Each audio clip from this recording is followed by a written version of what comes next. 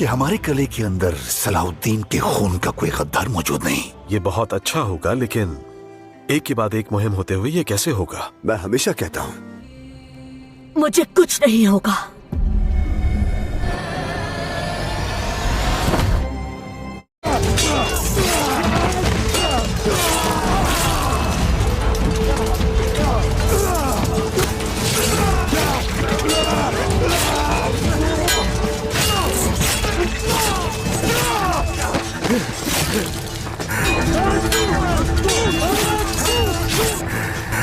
हम बहुत से साथी खो चुके, हम और यहाँ नहीं रुक सकते। चलो चले। पीछे हटो। अपने सुल्तान को मेरे गजब से आगाह, मैं जल्द उससे बेलियन का बदला जरूर लूंगा। मैं अपनी बीमारी की नौयत के बारे में जानना चाहता हूँ तबीब। शहंशाह आली, आपकी बीमारी शिद्दत इख्तियार करती जा रही है। आपके लिए सबसे बेहतर यही है कि आप बगैर किसी मुदाखलत के तवील आराम करें मेरे शहंशाह। ये मुमकिन नहीं, मुझे करक जाना है। मेरे शहंशाह, ये आपके लिए। निकल जाओ।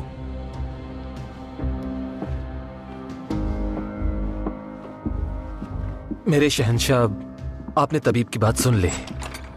आपको आराम की जरूरत है। विलियम ठीक कह रहा है शहंशाह आली। आपका जाना आपकी तबीयत को मजीद बिगाड़ देगा। मुझे करक जाना है। मेरे शहंशाह, मैं आपका आज़म समझ सकता हूँ, मगर आपको इस पर गौर करना चाहिए। खुदा ना ख्वास्ता अगर आपको कुछ हो गया तो यरूशलेम रहनुमा से महरूम हो जाएगा। और सबसे बढ़कर आपको यरूशलेम के बारे में सोचना चाहिए। आपको किसी भी ऐसी मुहिम पर नहीं जाना चाहिए जिस शहर को अपने बादशाह से महरूम कर दे। मेरे शहर, मौजूद जासूसों से कोई खबर आई क्या?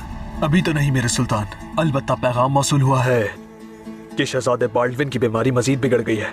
मैं किसी के लिए भी बुराई नहीं चाहता, लेकिन उसका ये अंजाम अल्लाह की लानत है। मेरा नहीं ख्याल कि बादशाह इस हालत में करक आएगा मेरे सुल्तान। इसके बावजूद हमें मोहतात रहना होगा। बैतुल अहसान में हमारी गफलत बनी थी। दुरुस्त फरमाया मेरे सुल्तान। रास्ते पे मुकर्रर निगरानों को पैगाम भेजो खलील। कहो कि चौकन्ने रहें, जरा सी भी हरकत हो अगर तो फौरन इत्तला दें। जो हुक्म मेरे सुल्तान।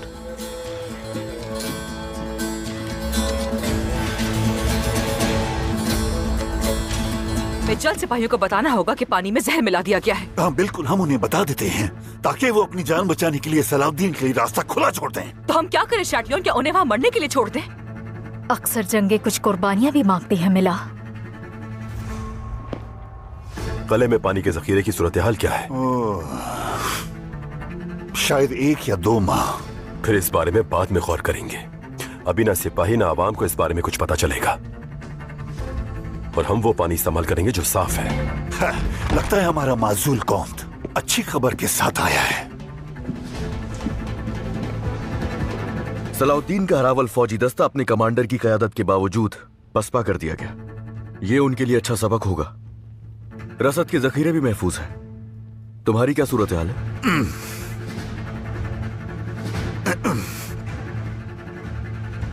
ठीक है, तो फिर पानी के जखायर की हिफाजत बढ़ा दो। पानी की तकसीम भी राशन के मुताबिक की जाएगी। वो कले के बाहर हैं और हम अंदर हैं। वो टूट जाएंगे जल्द और हम डटे रहेंगे।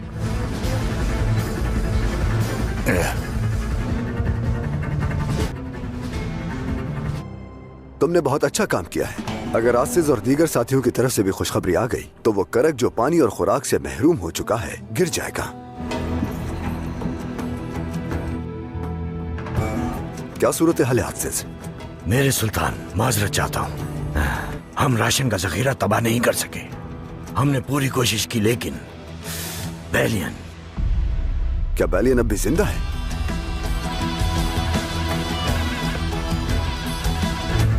हम अपने हदफ के करीब पहुंचने ही वाले थे कि वहां बैलियन आ पहुंचा मेरे सुल्तान। उसने हम पर हमला किया और हमें पीछे हटना पड़ा। एबेलियन के बाद यह वाज़ेह था कि वो अपनी पूरी कुव्वत से वार करेगा। मेरे सुल्तान, आपको उसका लड़ना देखना चाहिए था। वो इंतकाम की आग में जल रहा है। जलने दो उसे। जिसने एबेलियन से सबक नहीं सीखा उन्हें हम करक में कुचल देंगे। अब हम क्या करेंगे भाई? अगर हम दीवारें ना गिरा सके तो जो उनके पास राशन है वो उनका काफी वक्त निकाल देगा। सलीबियों की रसद जरूर खत्म होगी बोरू, और इस दौरान हम किले को कमजोर करने का कोई और रास्ता निकाल लेंगे।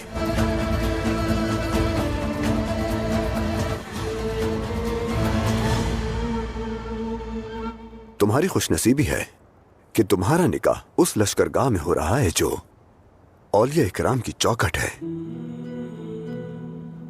ये यादें हमारे लिए फख्र है और हम इसे जिंदगी की आखिरी सांस तक याद रखेंगे। आपका शुक्रिया, अल्लाह राजी हो। हम सबसे मौका है तो बताता चलूं कि अपने फर्ज के खातिर हम महलात में भी रहे हैं, लेकिन इस दुनिया में इस सादे से खैमे के सिवा कोई और शय खूबसूरत नहीं लगी। क्या हक महर तय कर लिया गया है? मुझे महर की कोई ख्वाहिश नहीं मेरे सुल्तान। ऐसा नहीं हो सकता, कुछ तो सोचा होगा। चाहती हूँ कि बैतुल मुक़द्दस की फतह में अपनी तलवार इस्तेमाल करूँ। अगर आप मुझे ये मौका दे देते हैं तो यही काफी है। आप क्या कहते हैं भाई? फैसला तुम्हारा है।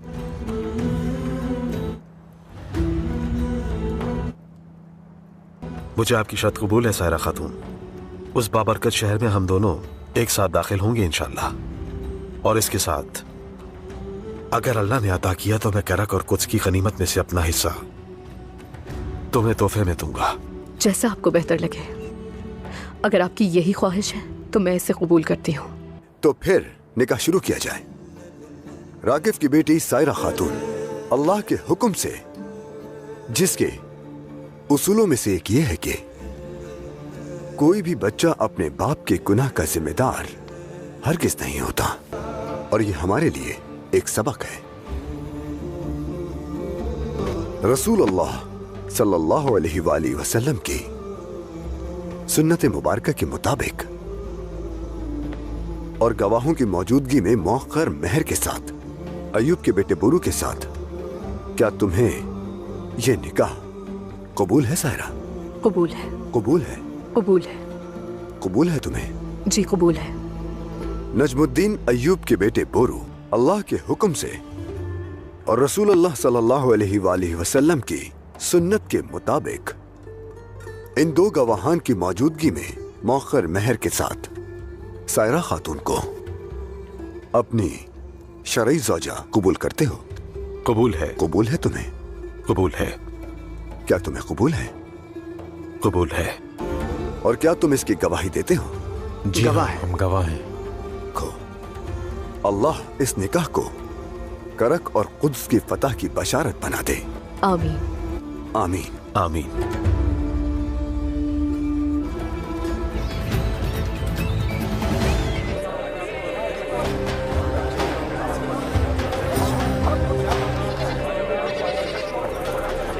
और क्या हुआ काजी? किसे घूर रहे हो? तुम लोग यहीं ठहरो, अभी आता हूं। इससे क्या हो गया? अल्लाह। कॉन्टेस!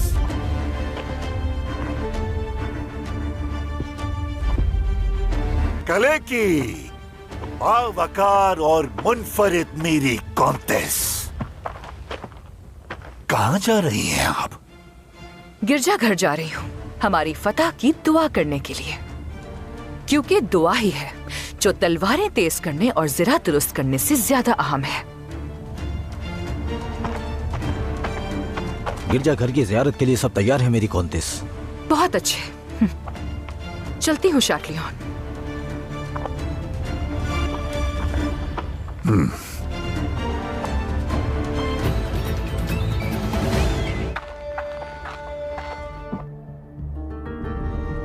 ज़ैनब। फाजिल, तुम्हें मेरा नाम अब भी याद है? फाजिल, काजी फाजिल। क्या मेरे भाई का नाम भी याद है तुम्हें? ज़ैनब, कितना अरसा बीत गया।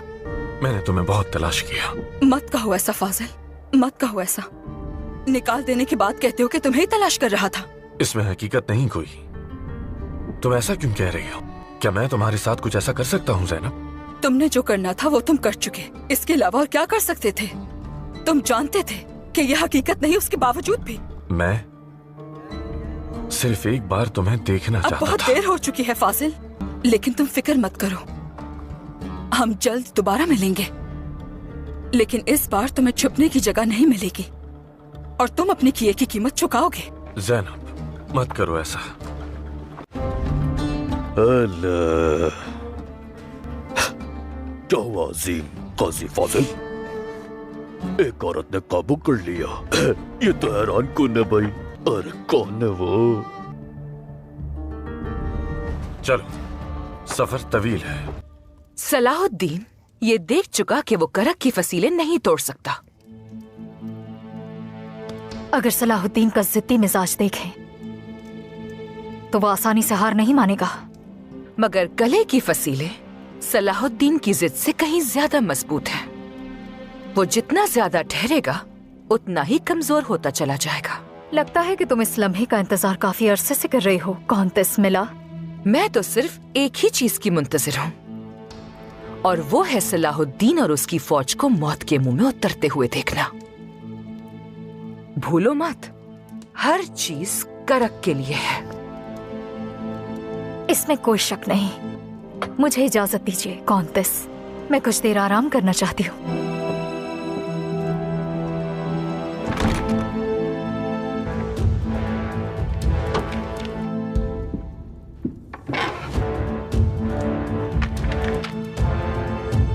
करक की कॉन्टेस्ट मिला की जानिब से दमिश्क के सुल्तान सलाहुद्दीन अय्यूबी के नाम। मेरी दावत कबूल करने के लिए आपका बहुत शुक्रिया सुल्तान सलाहुद्दीन। कहो, मैं सुन रहा हूँ। करक की फसीलों को आप कोई नुकसान नहीं पहुंचा सकते हैं, अंदाजा तो हो गया होगा। कोई चीज नाकाबिले तस्खीर, आज नहीं तो कल, चाहे मुझे जितना भी वक्त लगे, करक जरूर गिरेगा। चाहे कितना ही वक्त क्यों ना लग जाए, लेकिन करक मज़ाहमत करता रहेगा। आप इससे आगे नहीं बढ़ सकेंगे। अगर आप करक हासिल करना चाहते हैं तो उसका रास्ता मैं बता चुकी हूँ, लेकिन आपने उसे ठुकरा दिया। मैंने आपसे उसी वक्त कहा था, बहुत पछतावा होगा आपको इसका। तुम मेरी आंखों में देखो कॉन्टेस, क्या तुम्हें पछतावे की कोई झलक भी नजर आती है? वो फसीलें नाकाबिले तस्खीर सिर्फ अपने पत्थर की बुनियाद पर नहीं है, बल्कि उसमें वो नफरत की आग भी शामिल है जो मेरे सीने में जल रही है। नफरत तबाह कर देती है कॉन्टेस, कल्ब को भी और फसीलों को भी। अंजाम वाज़ेह है, राह फरार नहीं कोई। तुम अपनी मर्जी से हथियार डाल दो तो मैं तुम पर रहम करूंगा और जान बख्शी कर दूंगा, मगर मेरी जान बख्शी कर दोगे? वाकई में तुम वो शख्स हो जिसने मुझे मेरी ही सांसों से महरूम कर दिया, मेरी उम्मीद छीन ली, अपने ही हाथों बेजान करके मुझसे कहते हो कि मेरी जान बख्श दोगे। यहां सिर्फ एक ही शख्स है जिसे माफी मांगनी चाहिए, और वो तुम हो सलाहुद्दीन।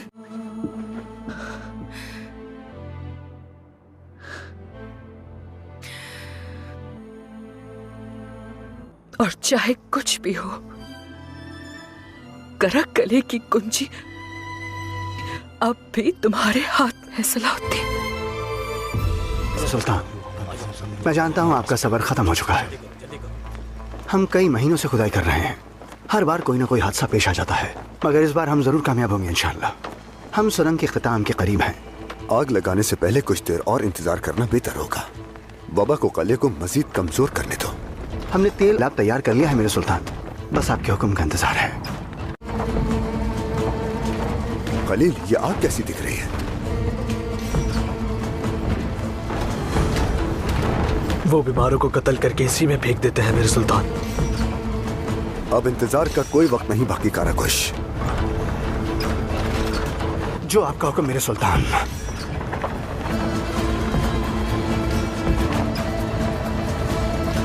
सलाहुद्दीन के महाज से आने वाली खबरें हौसला अफजा हैं।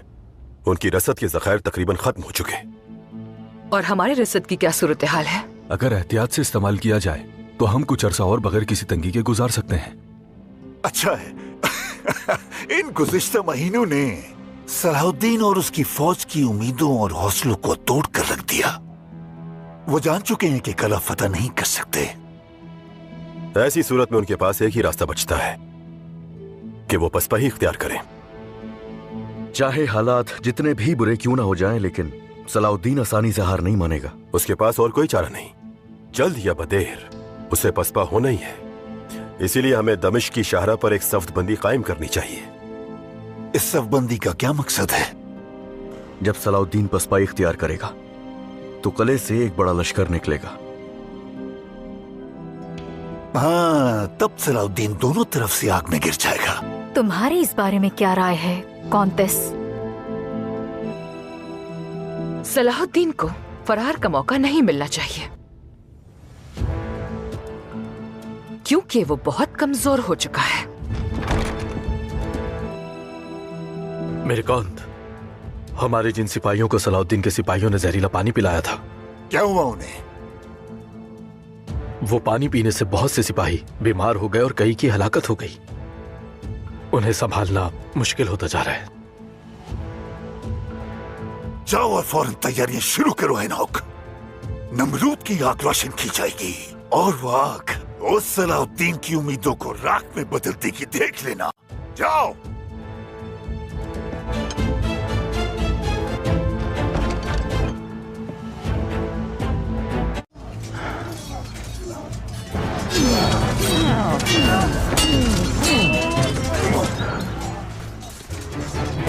इस्लाम की टूटी हुई तलवार, तुम्हें शिकस्त के अलावा और कुछ हासिल नहीं होगा सलाउद्दीन, क्योंकि तुम एक सरहसीन हो, क्योंकि तुम ठुकराए हुए हो। जहन्नम के अजाब के लिए तुम बेताब हो, ये बात मैं जानता हूँ, लेकिन फिक्र न करो, इस सफर में मेरी तलवार तुम्हारी रहनुमा है।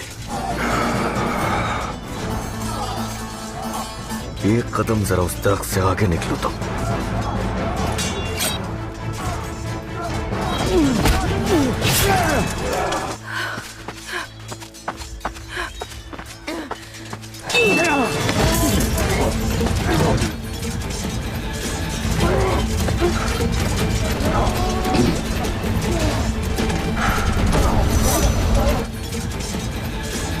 तुम इस खंजर को पहचानते हो ना?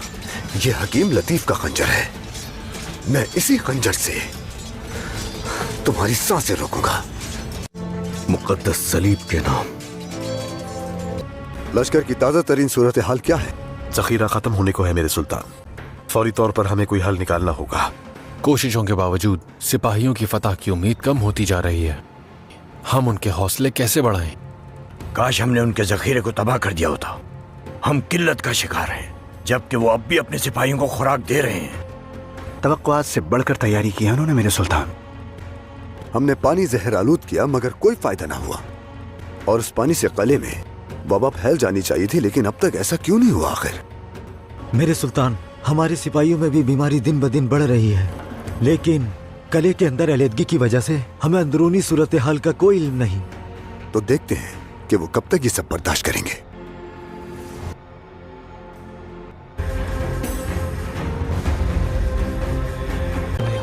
मेरे सुल्तान, मैं जानता हूँ आपका सब्र खत्म हो चुका है। हम कई महीनों से खुदाई कर रहे हैं, हर बार कोई ना कोई हादसा पेश आ जाता है, मगर इस बार हम जरूर कामयाब होंगे इंशाअल्लाह। हम सुरंग के ख़िताम के करीब हैं। आग लगाने से पहले कुछ देर और इंतजार करना बेहतर होगा। वबा को किले को मजीद कमजोर करने दो। हमने तेल और खास महलूल का मिलाप तैयार कर लिया है मेरे सुल्तान, बस आपके हुक्म का इंतजार है।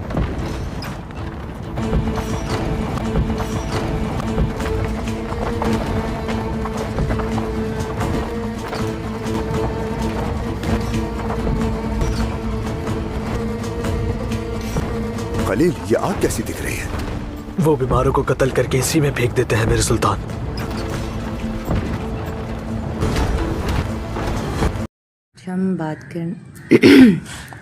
आज हम बात करने वाले हैं सुल्तान सलाहुद्दीन अय्यूबी ड्रामे के बारे में। ये एपिसोड सिर्फ जंग और मुकाबले तक महदूद नहीं है, बल्कि इस एपिसोड में सियासत, बदला, मोहब्बत और निकाह और किले का मुहासरा और आने वाली एक बहुत बड़ी जंग की बुनियाद पर यह एपिसोड दिखाई गई है।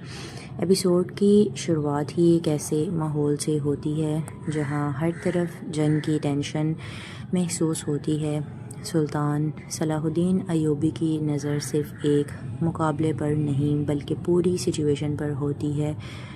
उन्हें मालूम है कि करक का किला عام قلعہ نہیں ہے، اس کی مضبوط دیواریں اور اندر موجود لشکر سلطان کے لیے ایک بہت بڑا چیلنج بن چکی ہے۔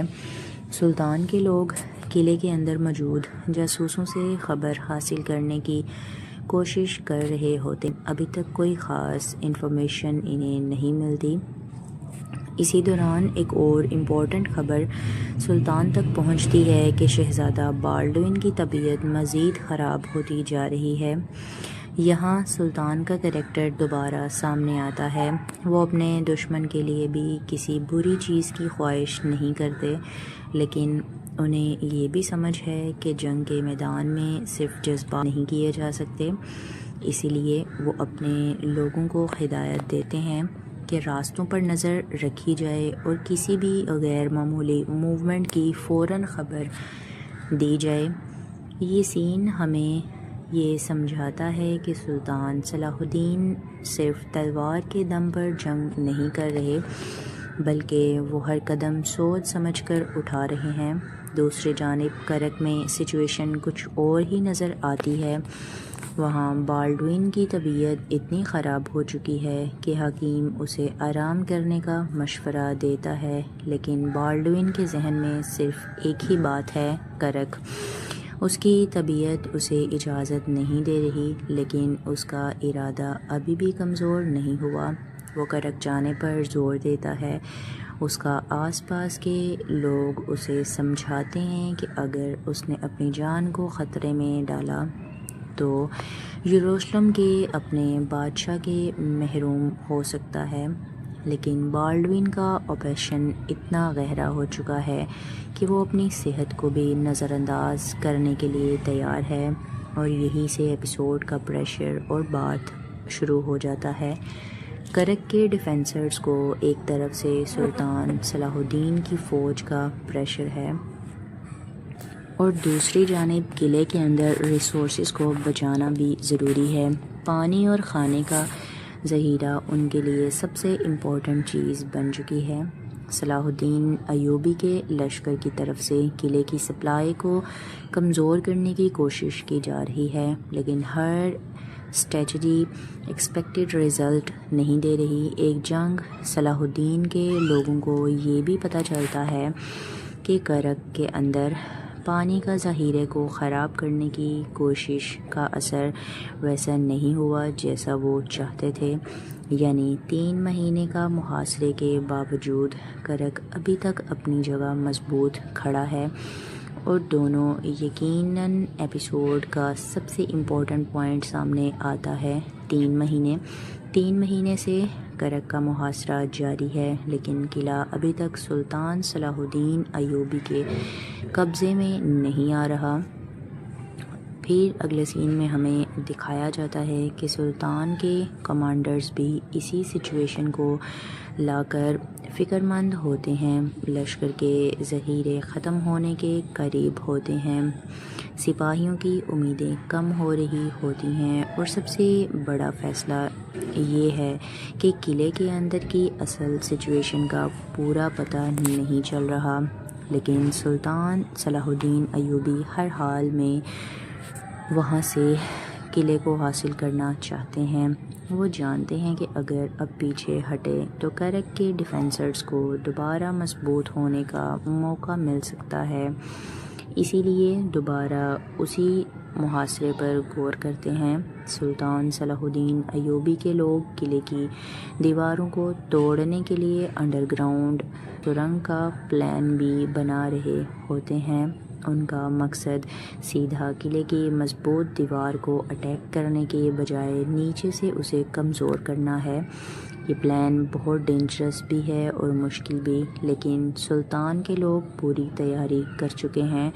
آئل اور دوسرے اسپیشل میٹیریلز تک تیار کر لیے گئے ہیں، اور بس سلطان کے فائنل آرڈر کا انتظار ہے۔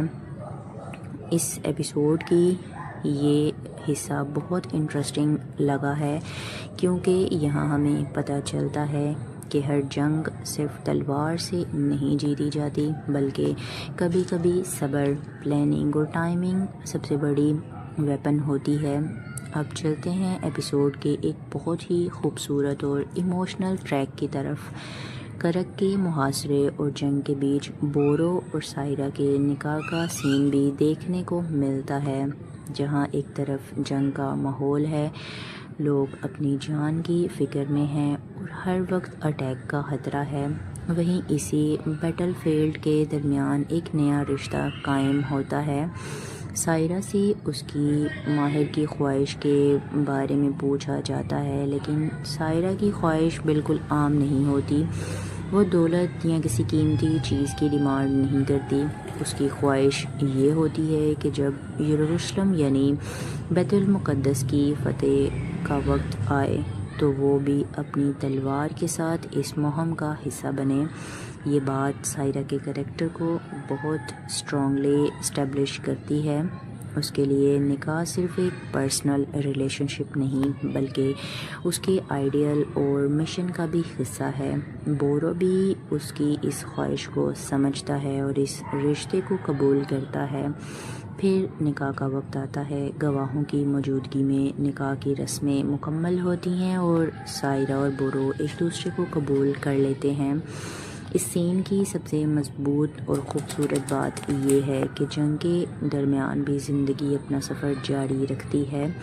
ایک طرف لوگ موت اور جنگ کا سامنا کر رہے ہیں اور دوسری طرف ایک نیا گھر سامنے بسنے کی ابتدا ہو رہی ہے۔ نکاح کے بعد دونوں کے لیے دعا کی جاتی ہے کہ یہ رشتہ کرک اور بیت المقدس کی فتح کی طرح ہو، اور یہ لائن اصل میں پورے سین کو فیوچر ایونٹس کے ساتھ کنیکٹ کر دیتی ہے، لیکن ایپیسوڈ یہاں ایموشنل نہیں رہتی۔ کرک کی طرف سے پریشر دوبارہ بڑھتا ہے۔ کرک کے ڈیفینسرز بھی جانتے ہیں کہ سلطان صلاح الدین 3 مہینے سے قلعے کے باہر ہیں اور اب ان کی سپلائی لائن کمزور ہو رہی ہے۔ انہیں امید ہے کہ وقت گزرنے کے ساتھ صلاح الدین کی فوج تھک جائے گی۔ اسی وقت کاتنس میلا کا کریکٹر بھی اپنی سخت سوچ کے ساتھ سامنے آتا ہے۔ اس کی سب سے بڑی خواہش صلاح الدین اور اس کی فوج کو تباہ کر دینا ہوتا ہے۔ اس کے لیے کرک کی حفاظت صرف ایک ملٹری مشن نہیں بلکہ پرسنل ریونج بن چکی ہے، اور یہاں صلاح الدین اور کینتس میلا کا کانفلکٹ بہت کلیئرلی نظر آتا ہے۔ ان کا ماننا ہے کہ کوئی بھی قلعہ ہمیشہ کے لیے ناقابل شکست نہیں ہوتا اور وقت آنے کا انتظار کیا جاتا ہے، لیکن مسجد سے پیچھے نہیں ہٹا جائے گا۔ ایپیسوڈ میں ایک اور انٹرسٹنگ ڈیولپمنٹ اس وقت ہوتی ہے جب کانتس کی طرف سے سلطان صلاح الدین کو پیغام دیا جاتا ہے۔ صلاح الدین کو ایک مکالمت کا لیے بلایا جاتا ہے۔ یہاں دونوں طرف کے کریکٹرز کو درمیان سے اچھی طرح سے دکھایا جاتا ہے، لیکن سلطان صلاح الدین کینتس سلطان کی کوشش کرتا ہے کہ کرک کی دیواریں ٹوٹنے والی نہیں ہیں، اور اگر سلطان اپنی جگہ بچانا چاہتے ہیں اور اپنی جان بچانا چاہتے ہیں تو یہاں سے چلے جائیں، لیکن سلطان صلاح الدین کا جواب ان کی پرسنالٹی کو پرفیکٹلی ریپریزنٹ کرتا ہے۔ وہ قلعے کی مضبوطی کو تسلیم کرتے ہیں لیکن ہار کو تسلیم نہیں کرتے۔ کینتس کے لیے یہ صرف ایک قلعہ ہے، سلطان کے لیے یہ ایک مشن ہے، اور اب سے انٹرسٹنگ بات یہ ہے کہ کینتس کے اندر سلطان کے لیے جو نفرت ہے وہ اس کی پرسنل نفرت ہے۔ وہ صلاح الدین کو اپنی زندگی میں ہونے والے نقصان کا ذمہ دار سمجھتی ہے، اسی وجہ سے وہ سرنڈر کرنے کے بجائے آخری حد تک مقابلہ کرنے کا فیصلہ کرتی ہے۔ سلطان صلاح الدین اسے یہ آپشن ضرور دیتے ہیں کہ اگر وہ اپنی مرضی سے ہتھیار ڈال دیتی ہے تو ان کی جان بخشی جا سکتی ہے، لیکن کینتس کی اس آفر کو وہ ریجیکٹ کر دیتی ہے۔ اس کے لیے معافی کا سوال ہی پیدا نہیں ہوتا۔ ڈرامے کے بارے میں یہ ایپیسوڈ صرف جنگ اور مقابلے تک محدود نہیں ہے، بلکہ اس ایپیسوڈ میں سیاست، بدلہ، محبت اور نکاح اور قلعے کا محاصرہ اور آنے والی ایک بہت بڑی جنگ کی بنیاد پر یہ ایپیسوڈ دکھائی گئی ہے۔ ایپیسوڈ کی شروعات ہی ایک ایسے ماحول سے ہوتی ہے جہاں ہر طرف جنگ کی ٹینشن محسوس ہوتی ہے۔ سلطان صلاح الدین ایوبی کی نظر صرف ایک مقابلے پر نہیں بلکہ پوری سچویشن پر ہوتی ہے۔ انہیں معلوم ہے کہ کرک کا قلعہ عام قلعہ نہیں ہے، اس کی مضبوط دیواریں اور اندر موجود لشکر سلطان کے لیے ایک بہت بڑا چیلنج بن چکی ہے۔ سلطان کے لوگ قلعے کے اندر موجود جاسوسوں سے خبر حاصل کرنے کی کوشش کر رہے ہوتے ہیں، لیکن ابھی تک کوئی خاص انفارمیشن انہیں نہیں ملتی۔ اسی دوران ایک اور امپورٹنٹ خبر سلطان تک پہنچتی ہے کہ شہزادہ بالڈوین کی طبیعت مزید خراب ہوتی جا رہی ہے۔ سلطان کا کریکٹر دوبارہ سامنے آتا ہے۔ وہ اپنے دشمن کے لیے بھی کسی بری چیز کی خواہش نہیں کرتے، لیکن انہیں یہ بھی سمجھ ہے کہ جنگ کے میدان میں صرف جذبات سے فیصلے نہیں کیے جا سکتے۔ اسی لیے وہ اپنے لوگوں کو ہدایت دیتے ہیں کہ راستوں پر نظر رکھی جائے اور کسی بھی غیر معمولی موومنٹ کی فوراً خبر دی جائے۔ یہ سین ہمیں یہ سمجھاتا ہے کہ سلطان صلاح الدین صرف تلوار کے دم پر جنگ نہیں کر رہے، بلکہ وہ ہر قدم سوچ سمجھ کر اٹھا رہے ہیں۔ دوسری جانب کرک میں سچویشن کچھ اور ہی نظر آتی ہے۔ وہاں بالڈوین کی طبیعت اتنی خراب ہو چکی ہے کہ حکیم اسے آرام کرنے کا مشورہ دیتا ہے، لیکن بالڈوین کے ذہن میں صرف ایک ہی بات ہے، کرک۔ اس کی طبیعت اسے اجازت نہیں دے رہی، لیکن اس کا ارادہ ابھی بھی کمزور نہیں ہوا۔ وہ کرک جانے پر زور دیتا ہے۔ اس کا آس پاس کے لوگ اسے سمجھاتے ہیں کہ اگر اس نے اپنی جان کو خطرے میں ڈالا تو یروشلم کے اپنے بادشاہ کے محروم ہو سکتا ہے، لیکن بالڈوین کا آپریشن اتنا گہرا ہو چکا ہے کہ وہ اپنی صحت کو بھی نظر انداز کرنے کے لیے تیار ہے، اور یہیں سے ایپیسوڈ کا پریشر اور بات شروع ہو جاتا ہے۔ کرک کے ڈیفینسرز کو ایک طرف سے سلطان صلاح الدین کی فوج کا پریشر ہے، اور دوسری جانب قلعے کے اندر ریسورسز کو بچانا بھی ضروری ہے۔ پانی اور کھانے کا ذخیرہ ان کے لیے سب سے امپورٹنٹ چیز بن چکی ہے۔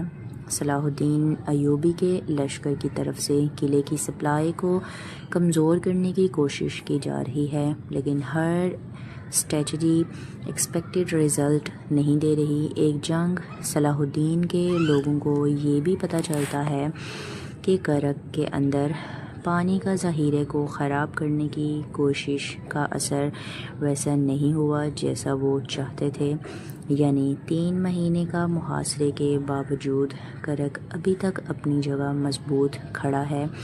اور دونوں یقیناً ایپیسوڈ کا سب سے امپورٹنٹ پوائنٹ سامنے آتا ہے، 3 مہینے سے کرک کا محاصرہ جاری ہے، لیکن قلعہ ابھی تک سلطان صلاح الدین ایوبی کے قبضے میں نہیں آ رہا۔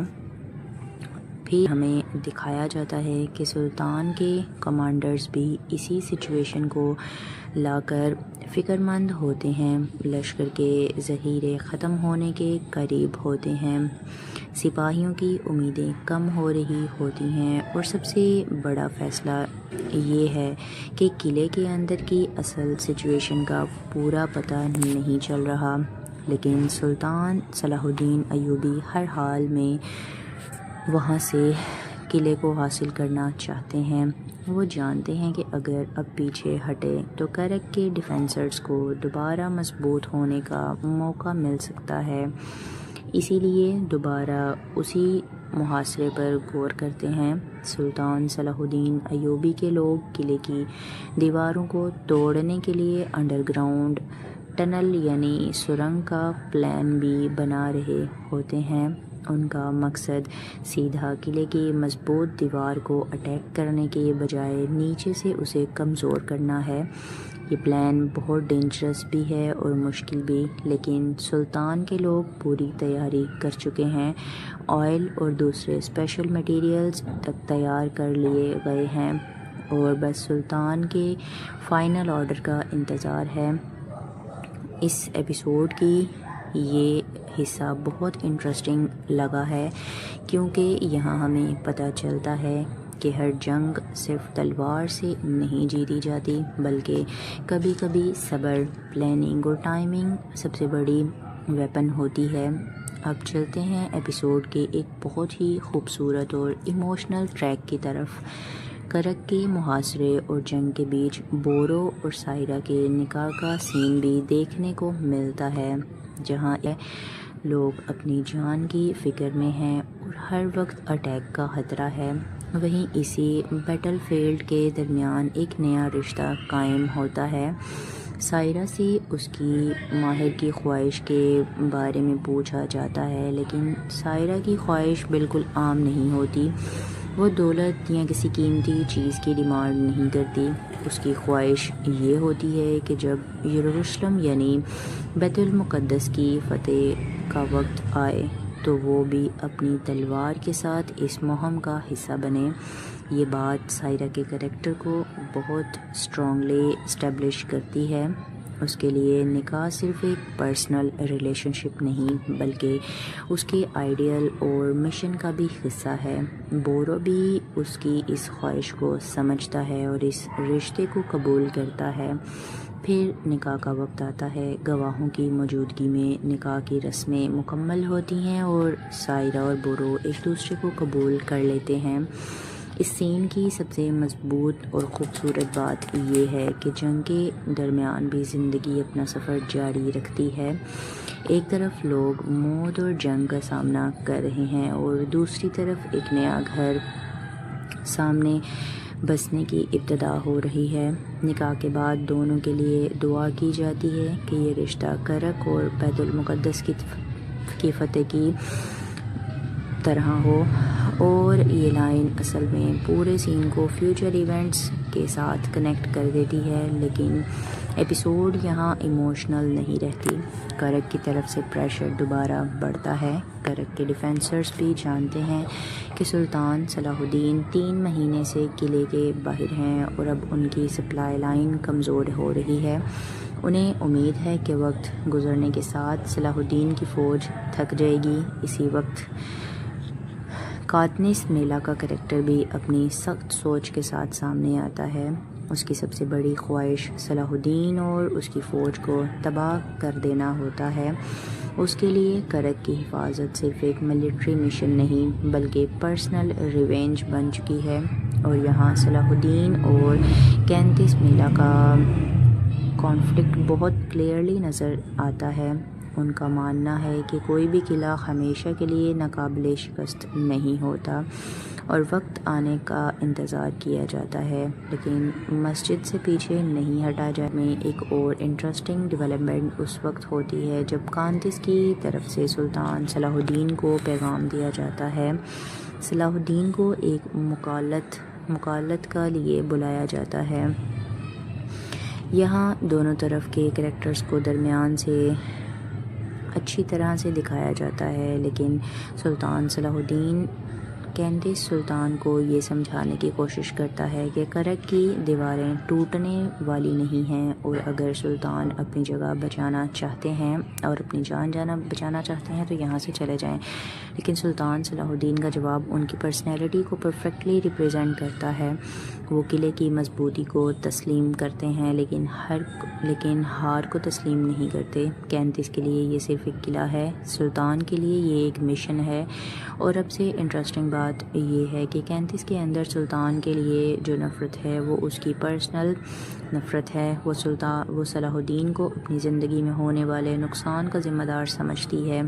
اسی وجہ سے وہ سرنڈر کرنے کے بجائے آخری حد تک مقابلہ کرنے کا فیصلہ کرتی ہے۔ سلطان صلاح الدین اسے یہ آپشن ضرور دیتے ہیں کہ اگر وہ اپنی مرضی سے ہتھیار ڈال دیتی ہے تو ان کی جان بخشی جا سکتی ہے، لیکن کینتس کی اس آفر کو وہ ریجیکٹ کر دیتی ہے۔ اس کے لیے معافی کا سوال ہی پیدا نہیں ہوتا۔ ڈرامے کے بارے میں یہ ایپیسوڈ صرف جنگ اور مقابلے تک محدود نہیں ہے بلکہ اس ایپیسوڈ میں سیاست، بدلہ، محبت اور نکاح اور قلعے کا محاصرہ اور آنے والی ایک بہت بڑی جنگ کی بنیاد پر یہ ایپیسوڈ دکھائی گئی ہے۔ ایپیسوڈ کی شروعات ہی ایک ایسے ماحول سے ہوتی ہے جہاں ہر طرف جنگ کی ٹینشن محسوس ہوتی ہے۔ سلطان صلاح الدین ایوبی کی نظر صرف ایک مقابلے پر نہیں بلکہ پوری سچویشن پر ہوتی ہے۔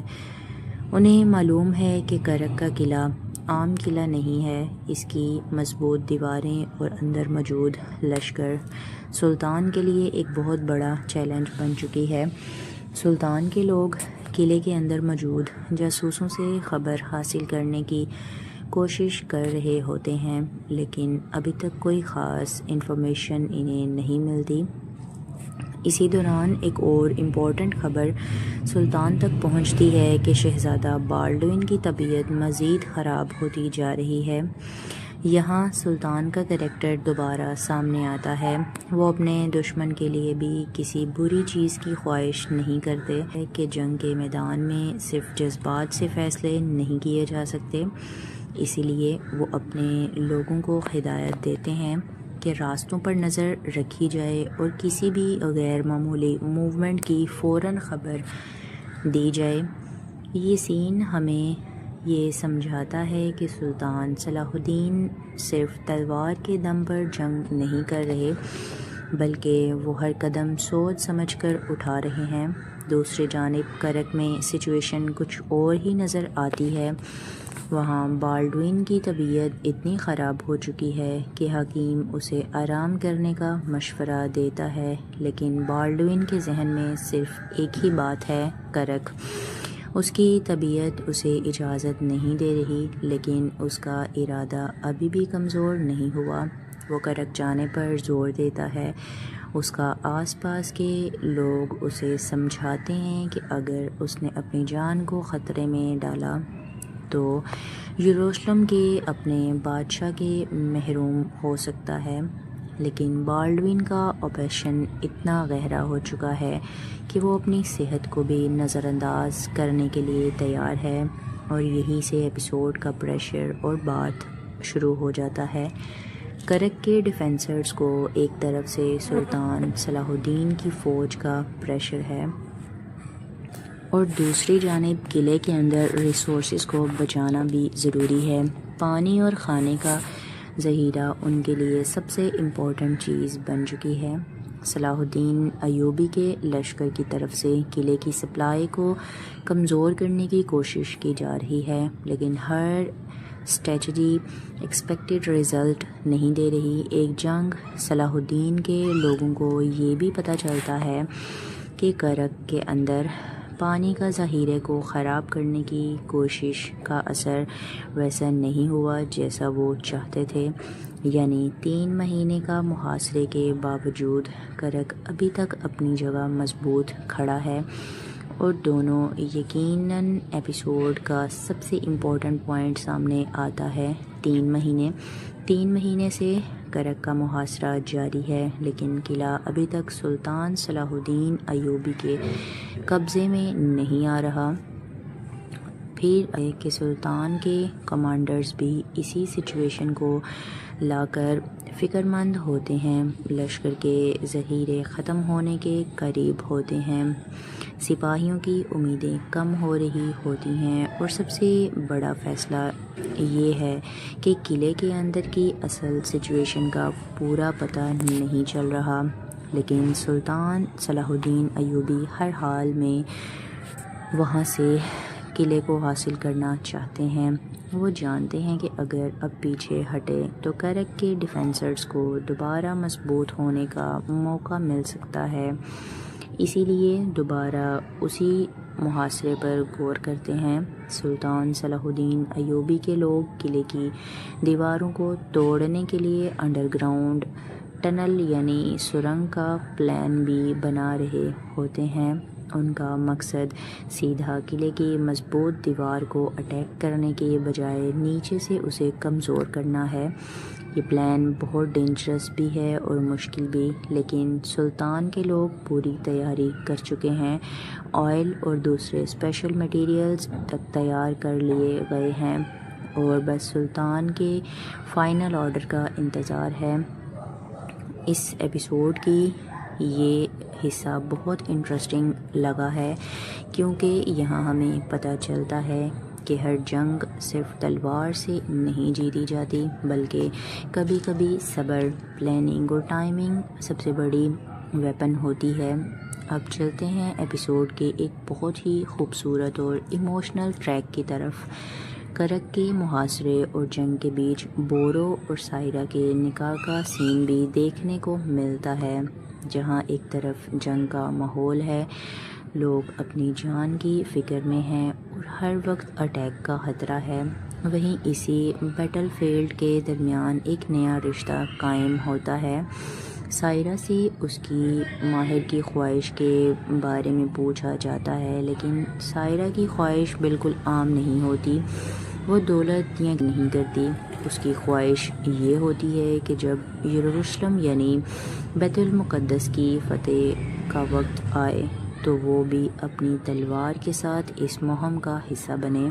یہ بات سائرہ کے کریکٹر کو بہت اسٹرانگلی اسٹیبلش کرتی ہے، اس کے لیے نکاح صرف ایک پرسنل ریلیشن شپ نہیں بلکہ اس کے آئیڈیل اور مشن کا بھی حصہ ہے۔